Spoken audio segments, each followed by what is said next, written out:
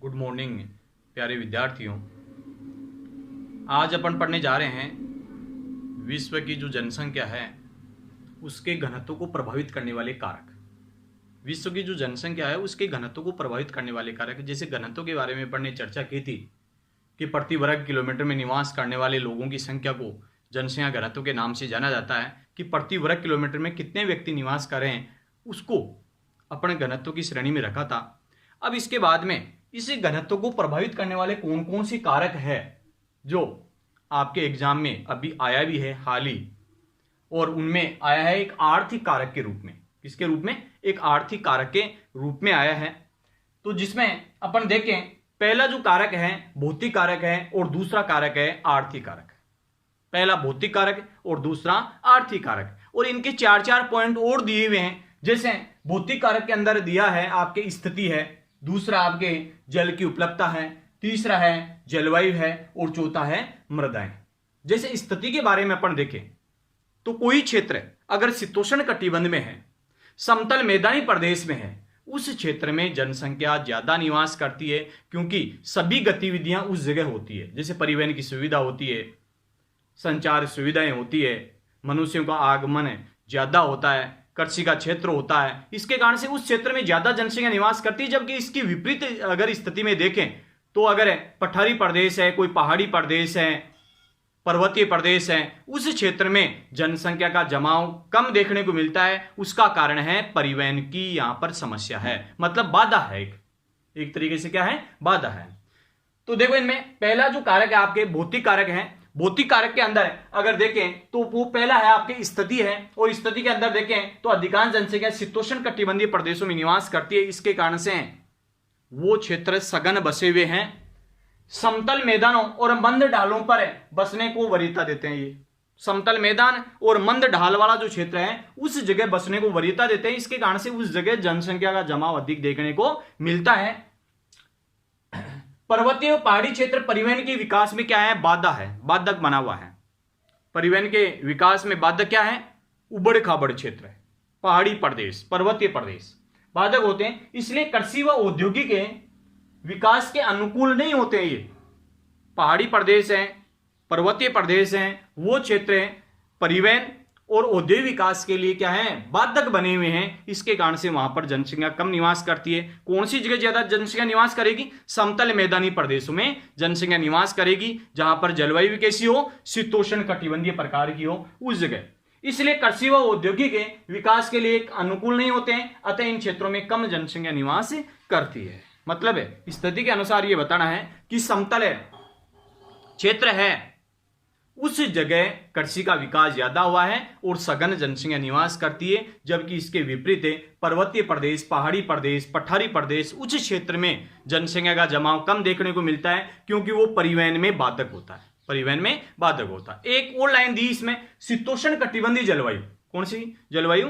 शीतोष्ण, मतलब न तो शीत और न उष्ण, बीच की जो अवस्था है वो शीतोष्ण है क्योंकि मनुष्य उसके क्या है? अनुकूलन की क्रिया आसानी से कर पाता है। इसके कारण से उस जगह क्या है? जनसंख्या आसानी से निवास करेगी।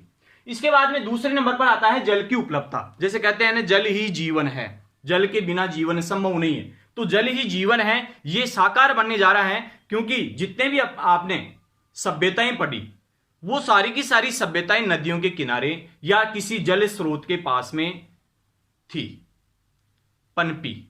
कोई भी नगर प्राचीन समय में अगर कोई विकास की अवस्था में था तो वो जल के किनारे वाले क्षेत्र में था। तो जल की उपलब्धता जरूरी है। पानी की आसानी से उपलब्धता वाले क्षेत्रों में लोग बसना चाहते हैं। इसी कारण नदी घाटियां विश्व की सघन बसी हुई है। विश्व की नदी घाटियां हैं ये सघन बसे हुए हैं। उसका कारण है कि आसानी से क्या है? जल उपलब्ध हो जाए। इसके बाद में जलवायु आती है। जैसे अति शीत जलवायु है, अति उष्ण जलवायु है, अति आर्द्र जलवायु है। ये जलवायु है ये मनुष्य के अनुकूल नहीं है। इसके कारण से वहां पर जनसंख्या का जमाव कम देखने को मिलता है। इसके अलावा शीतोष्ण कटिबंधीय या मानसूनी प्रकार की जो जलवायु है उस जगह जनसंख्या का जमाव अधिक देखने को मिलता है। देखो, अति उष्ण अथवा ठंडे मरुस्थलों की विषम जलवायु मनुष्य के अनुकूल नहीं है। ये अधिक वर्षा वाले क्षेत्रों में कम जनसंख्या पाई जाती है। भूमध्य सागरीय प्रदेश सुगत जलवायु के कारण ही प्रारंभिक काल से बसे हुए क्षेत्र है। कौन सी जलवायु है? भूमध्य सागरीय प्रकार की जलवायु। भूमध्य रेखा अलग है, भूमध्य सागर अलग है।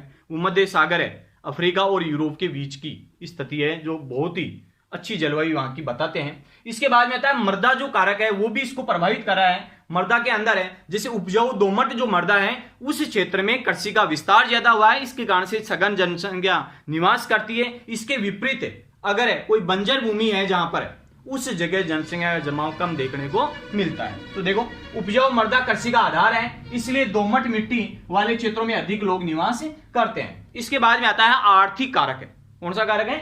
आर्थिक कारक। और आर्थिक कारक के अंदर आता है आपके खनिज।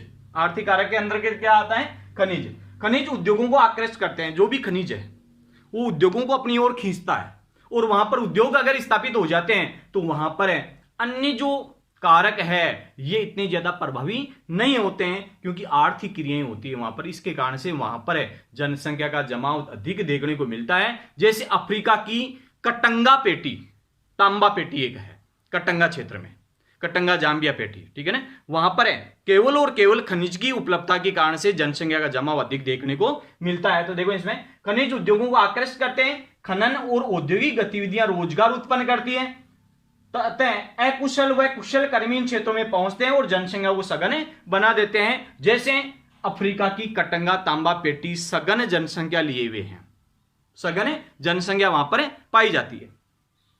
इसके बाद में आता है नेक्स्ट, इसमें दूसरा नगरीकरण।